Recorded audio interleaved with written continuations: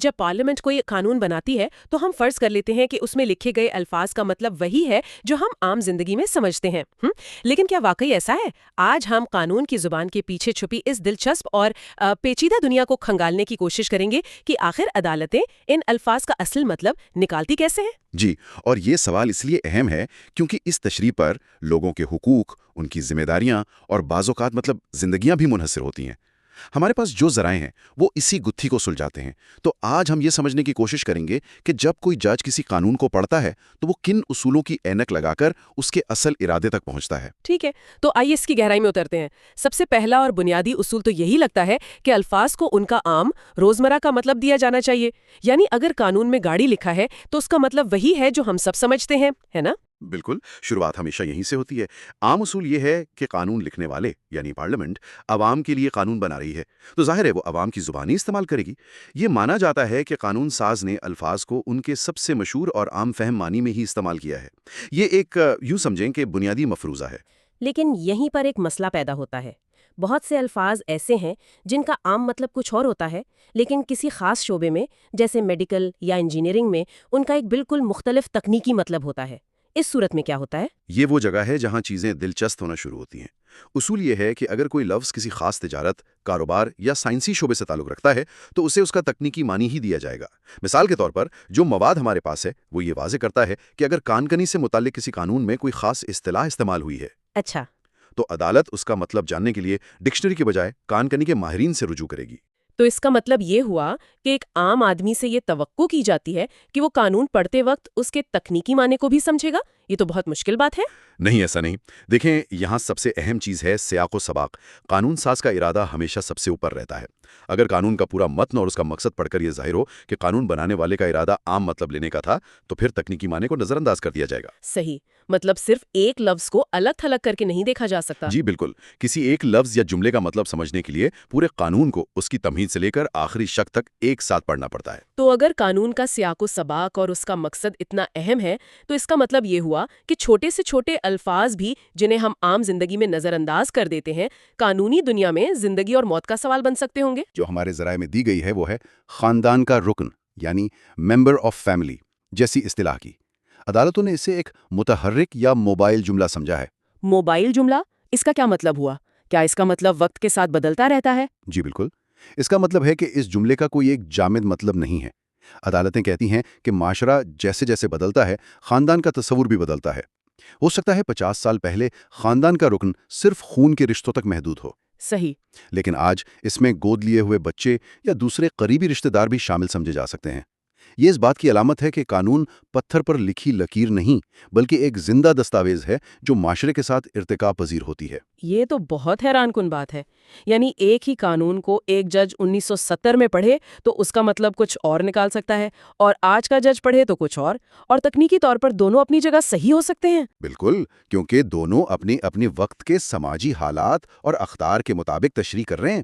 قانون وہی ہے لیکن اس کا اطلاق بدلتے ہوئے معاشرے کی حقیقتوں کے مطابق ہو رہا ہے۔ اسی سیاق و سباق کی بات کو آگے بڑھائیں تو ذرائع میں اور یعنی اینڈ اور یا یعنی اور کے فرق پر بہت زور دیا گیا ہے۔ یہ تو بہت ہی بنیادی الفاظ ہیں، ان میں ایسی کیا خاص بات ہے؟ یہ ایک کلاسیکی قانونی پہیلی ہے اور اس پر ہزاروں مقدمات کے فیصلے ہو چکے ہیں۔ عام طور پر یا کا مطلب ہوتا ہے متبادل یعنی دو میں سے ایک، جبکہ اور کا مطلب ہوتا ہے کہ تمام شرائط کو ایک ساتھ پورا کرنا ضروری ہے۔ یہ دونوں کو جوڑتا ہے۔ ایک منٹ رکیے، یہ بات ہضم کرنا تھوڑا مشکل ہے۔ اگر پارلیمنٹ نے ایک قانون میں واضح طور پر لفظ اور لکھا ہے تو عدالت اسے یا کیسے پڑھ سکتی ہے؟ یہ تو سیدھا سیدھا قانون کو بدلنا نہیں ہوا، اس سے تو ایک غیر یقینی کی صورتحال پیدا ہو جائے گی۔ یہ ایک بہت اہم نقطہ ہے اور عدالتیں یہ کام بہت احتیاط سے کرتی ہیں۔ یہ کوئی معمولی بات نہیں ہے۔ وہ ایسا صرف تب کرتی ہیں جب لفظی مطلب پر قائم رہنے سے کوئی بالکل ہی بے تکی، ناممکن یا غیر منصفانہ صورتحال پیدا ہو رہی ہو۔ اس کا مقصد قانون ساز کے اصل ارادے کو بچانا ہوتا ہے، نہ کہ اسے بدلنا۔ کیا آپ اس کی کوئی مثال دے سکتے ہیں؟ جی، فرض کریں ایک قانون کہتا ہے کہ گاڑی چلانے کے لیے آپ کے پاس لائسنس ہونا چاہیے اور گاڑی کا رجسٹرڈ ہونا ضروری ہے۔ یہاں اور کا مطلب واضح ہے، لیکن اگر کوئی قانون غلطی سے یہ کہہ دے کہ ٹریفک سگنل پر آپ کو سرخ بتی اور سبز بتی پر رکنا ہوگا، تو یہ تو ناممکن ہے۔ ہاں، یہ تو ناممکن ہے۔ تو یہاں کوئی بھی عدالت اور کو یا پڑھے گی تاکہ قانون کا کوئی مطلب نکل سکے۔ ایسا قانون کی مختلف شکوں میں ہم آہنگی پیدا کرنے یا قانون کو غیر آئینی ہونے سے بچانے کے لیے بھی کیا جاتا ہے۔ اچھا، تو یہ ایک طرح کا سیفٹی والو ہے تاکہ قانون مضحک کا خیز نہ بن جائے۔ یہی اصول میں اور شال پر بھی لاگو ہوتا ہوگا، جن کا ذکر ذرائع میں بہت تفصیل سے ہے۔ عام بول چال میں تو شال کا مطلب ہے ضرور کرنا ہے اور میں کا مطلب ہے کر سکتے ہیں۔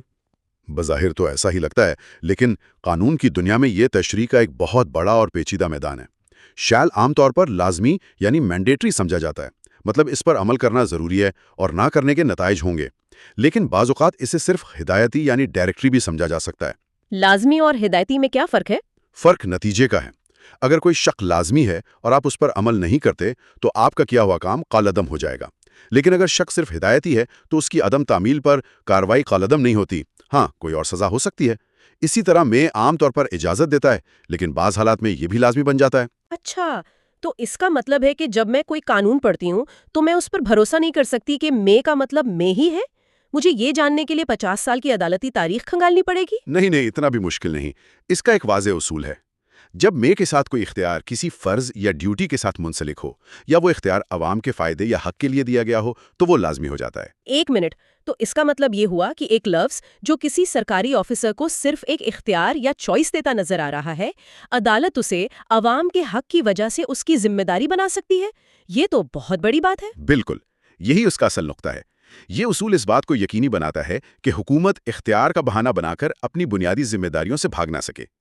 اگر قانون کا مقصد عوام کو کوئی حق دینا ہے تو پھر میں کا لفظ آفیسر کی مرضی کا غلام نہیں رہتا، بلکہ عوام کے حق کا پابند ہو جاتا ہے۔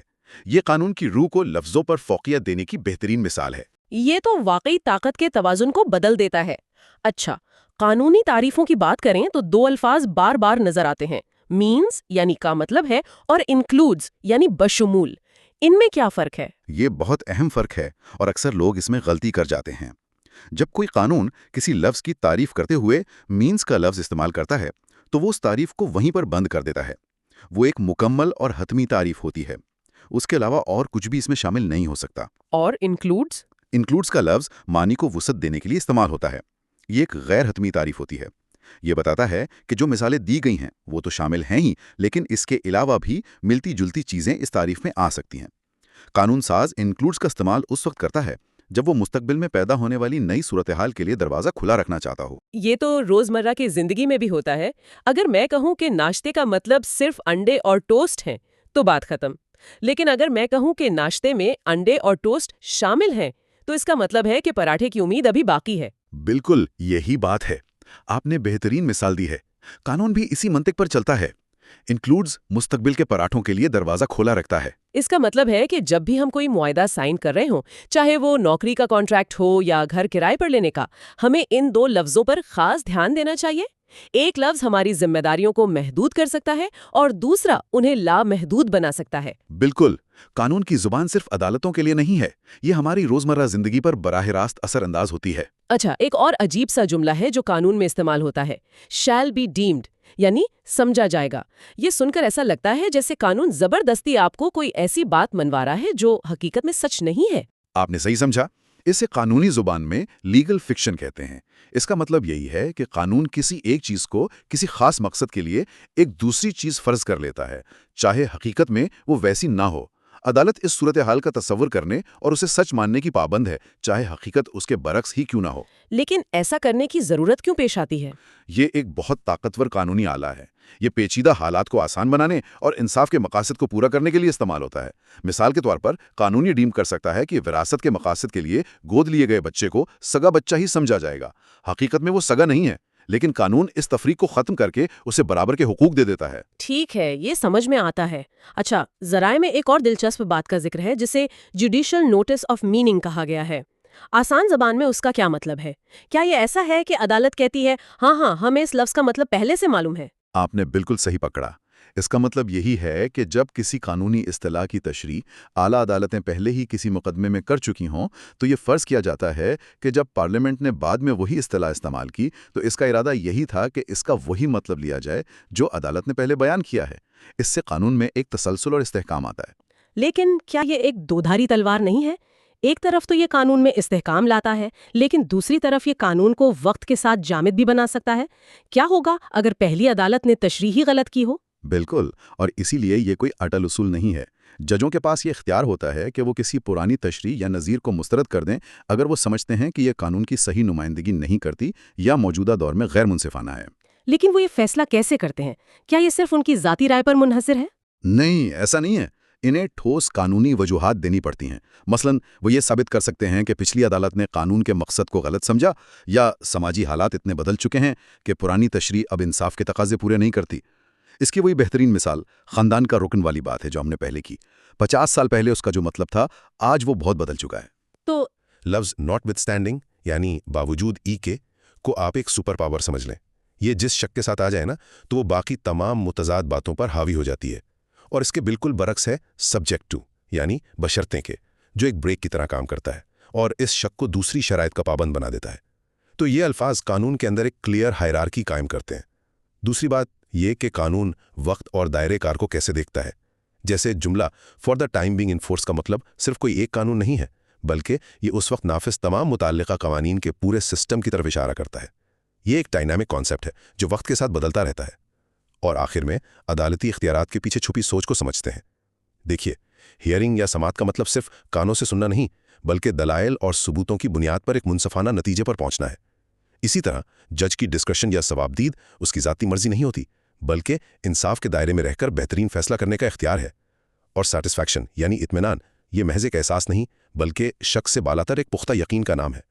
तो खुलासा ये है कि ये अल्फाज सिर्फ लुगत का हिस्सा नहीं, बल्कि ये वो औजार हैं जो कानून की ताकत और उसकी समत मुतय्यन करते हैं। इस सारी गुफ्तगू का खुलासा ये है कि कानून को पढ़ना कोई गैर फाल अमल नहीं है। ये सिर्फ डिक्शनरी खोलकर अल्फाज के मानी तलाश करना नहीं है।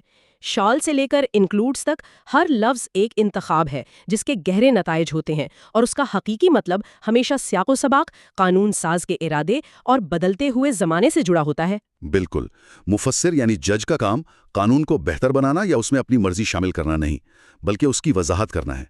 ये समझना कि कानून साज का असल मतलब क्या था। ये लफ्जी मतन कानून के वसीतर मकसद और कायमशुदा कानूनी उसूलों के दरमियान एक नाजुक तवाज़ुन कायम करने का अमल है। ये गुफ्तगू मुझे उस बारे में भी सोचने पर मजबूर करती है कि हम अपनी रोज़मर्रा की ज़िंदगी में ज़बान का इस्तेमाल कैसे करते हैं। चाहे वो कोई कारोबारी मुआहदा हो या एक अहम ईमेल, अल्फाज का मखसूस इंतखाब जैसे एंड की जगह और का इस्तेमाल मुकम्मल तौर पर मुख्तलिफ जिम्मेदारियां और नताइज पैदा कर सकता है।